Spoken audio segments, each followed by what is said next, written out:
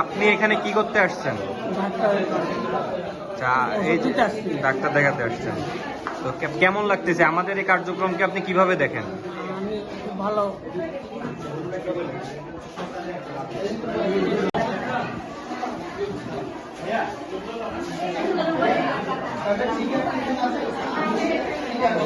সবাইকে ধন্যবাদ। আজকে সোপানপুরে ঢাকা থেকে আগত মেডিকেল টিম বৈষম্যবিরোধী আন্দোলন ছাত্রদের পক্ষ থেকে আমাদের ১ নং মেরুং ইউনিয়ন পরিষদে সোপানপুর ওয়ার্ডে ফ্রি মেডিকেল টিম ওরা করে যাচ্ছে এবং কি ওদের যে কার্যক্রম খুবই ভালো লাগছে এবং কি এলাকার জনগণ খুবই উপকৃত হচ্ছে।